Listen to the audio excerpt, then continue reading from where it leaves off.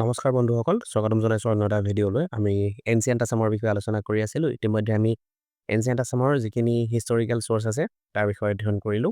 আজি আমি অধ্যয়ন কৰিম যিখিনি লেজেণ্ডেৰী ডাইনেষ্টিছ আছে তাৰ বিষয়ে, অৰ্থাৎ কিংবদন্তিমূলক যিবিলাক ৰাজবংশ সেইসকলৰ বিষয়ে আলোচনা কৰিম।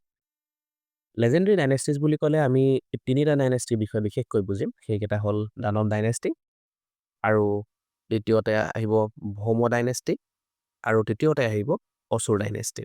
এই তিনিটা ডাইনেষ্টিয়ে অসমৰ একদম প্ৰাক ঐতিহাসিক যুগত শাসন কৰিছিলে। এতিয়া মনত এটা প্ৰশ্ন হ'ব পাৰে যে আমি ইয়াত মাইথিকেল শব্দটো বা মাইথলজিকেল শব্দটো দেখিছোঁ, লগতে লেজেণ্ডেৰী শব্দ। এতিয়া লেজেণ্ডেৰী আৰু মাইথিকেল বা মাইথলজিকেল এই শব্দ দুটা একেই নেকি? যদি আমি ইয়াৰ অৰ্থ চাওঁ যে লেজেণ্ডেৰী বুলি ক'লে আমি কাক বুজিম? যিসকল মানুহৰ বিষয়ে যিখিনি কাহিনী আৰু য'ত বুৰঞ্জীৰ কিছু সাক্ষ্য প্ৰমাণ আছে, সেইসকল কাহিনীকে হ'ল লেজেণ্ডেৰী বা লেজেণ্ড বুলি কোৱা হয়, তেনেধৰণৰ কাহিনী। আনহাতে মাইথলজিকেল বা মাইথিকেল বুলি ক'লে আমি কোনখিনি কাহিনী বুজিম? যিখিনি ভগৱানৰ লগত জড়িত, দেৱ দেৱতাৰ লগত জড়িত, তেওঁলোকৰ দৈবীয় শক্তি বা তাৰ লগত জড়িত যিখিনি কাহিনী, সেই কাহিনীখিনিয়ে হ'ল মাইথিকেল বা মাইথলজিকেল কাহিনী। ঠিক আছে, বাৰু এতিয়া আমি এই বংশকেইটাৰ বিষয়ে আলোচনা কৰোঁচোন। পোনপ্ৰথমে আলোচনা কৰিম দানৱ ডাইনেষ্টিৰ বিষয়ে।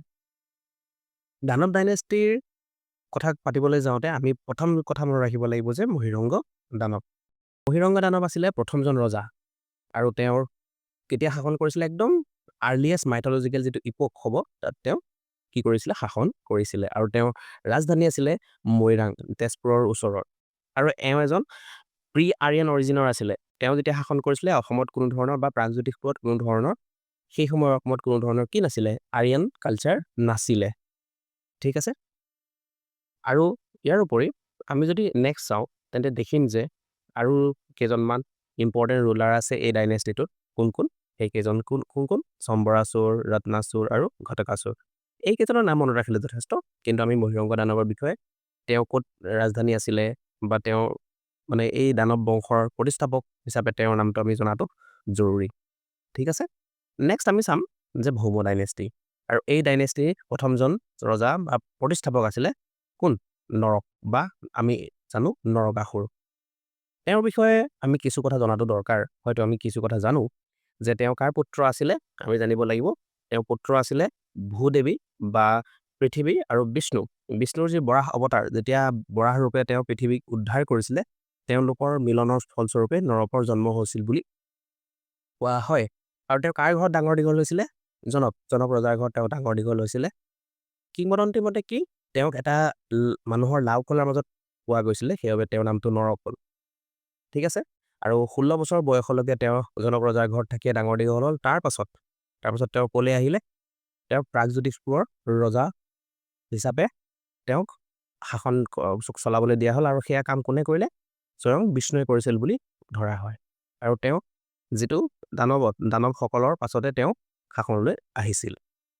তেওঁ মহীৰংগৰ যিখন সেই শাসন সমাপ্ত কৰিয়ে তেওঁ ভৌম ডাইনেষ্টি প্ৰতিষ্ঠা কৰিছিল।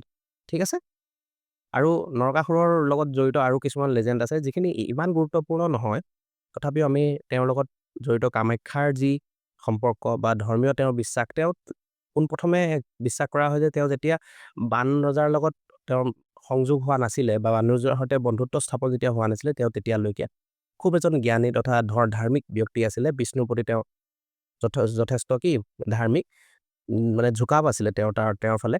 কিন্তু লাহে লাহে কি হ'ল, যেতিয়া তেওঁ আমি জানো যে বান শিৱভক্ত আছিলে, তেতিয়া তেওঁ সেইফালে শিৱৰ ফালে ঢাল ল'বলৈ ধৰিলে। বিষ্ণু বা আন দেৱ দেৱতাৰ প্ৰতি তেওঁ কিছুমান বেয়া কৰ্ম কৰিবলৈ আৰম্ভ কৰিলে, আৰু শেষত তাৰ ফলশ্ৰুতিতে তেওঁৰ মৃত্যুও হ'ব লগা হ'ল।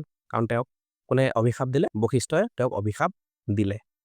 ঠিক আছে, আৰু যদি চাওঁ আমি এই ভৌম বংশৰ দুজন গুৰুত্বপূৰ্ণ শাসক আমাৰ আছে। কোন কোন? ভগদত্ত আৰু বজ্ৰদত্ত। আমি ভগদত্তৰ বিষয়ে পাইছোঁ যে এওঁ মহাভাৰতত কৌৰৱৰ পক্ষ হৈ যুদ্ধ কৰিছিলে।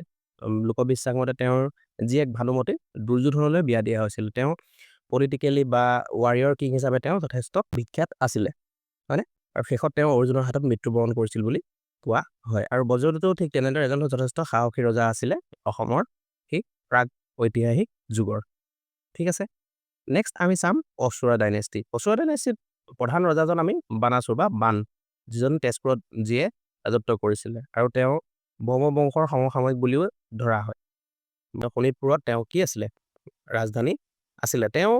মই কৈছোঁ যে তেওঁ কি আছিলে শিৱভক্ত আছিলে আৰু তেওঁৰ লগত জড়িত আটাইতকৈ গুৰুত্বপূৰ্ণ কাহিনীটো কি হৰিহৰৰ যুদ্ধ। আৰু হৰিহৰৰ যুদ্ধ কিয় হৈছিলে আমি নিশ্চয় জানো যে বানৰজাৰ এক পৰম সুন্দৰী কি আছিলে কন্যা আছিলে, তেওঁৰ নাম ঊষা আছিলে আৰু ঊষা কাৰ লগত বিবাহ পাশত আবদ্ধ হৈছিলে শ্ৰীকৃষ্ণৰ নাতি।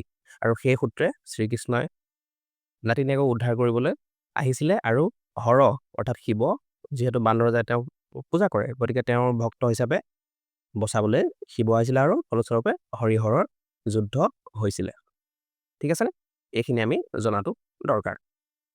ইয়াৰ লগতে আমি যদি এই অসুৰ ডাইনেষ্টিটো চাবলৈ যাওঁ তেনেহ'লে ইয়াতো আৰু কিছুমান গুৰুত্বপূৰ্ণ ৰজা আমি দেখিবলৈ পাওঁ। ইয়াক প্ৰতিষ্ঠা কৰিছিলে ৰজা মৰিষি, কাশ্যপ, তাৰপিছত আহিলে হিৰণ্যকশিপু। আমি জানো হিৰণ্যকশিপুৰ পুত্ৰ আছিলে প্ৰহ্লাদৰ পিছতে বিৰোচন হ'ল, তাৰপৰা বালি আৰু শেষত ৰজা আছিলে বানৰজা। আৰু বানৰজাৰ বিষয়ে আমি কিছু কথা জনাটো দৰকাৰ। ঠিক আছে, এই তিনিটাই আছিলে আমাৰ মূল কি ৰাজবংশ যিকেইটা কিংবদন্তিমূলক ৰাজবংশত ধৰা হয়, অৰ্থাৎ লেজেণ্ডেৰী যিসকল ডাইনেষ্টি তাৰ ভিতৰত তেওঁলোকক ধৰা হয়। এইসকল ডাইনেষ্টিৰ বিষয়ে পঢ়িলে অসমৰ সেই পুৰণি ইতিহাস কেনেকুৱা আছিলে, কেনেধৰণৰ ধৰ্মীয় বিশ্বাস আছিলে, লোকসকল কিমান শক্তিশালী আছিলে, তেওঁলোকৰ কিমান ক্ষমতা আছিলে, সেই আটাইখিনি বিষয়ে আমি গম পাওঁ যে মাইথলজিকেলি লিংকেজটো কেনেকৈ অসমৰ লগত আছে, শ্ৰীকৃষ্ণ বা বিষ্ণু বা শিৱৰ লিংকেজ কেনেকৈ অসমৰ লগত আছে, এই গোটেইখিনি কথা আমি জানিব পাৰোঁ এই তিনিটা ডাইনেষ্টিৰ বিষয়ে পঢ়িলে। ঠিক আছে, আজিলৈ ভিডিঅ'টো ইমানেই। গতিকে আপোনালোকে ভিডিঅ'টো চাই কেনেকুৱা পালে নিশ্চয় জনাব। আপোনালোকৰ কি ফিডবেক আছে জনাবলৈ নাপাহৰিব। আজিলৈ এৰিছোঁ, ধন্যবাদ।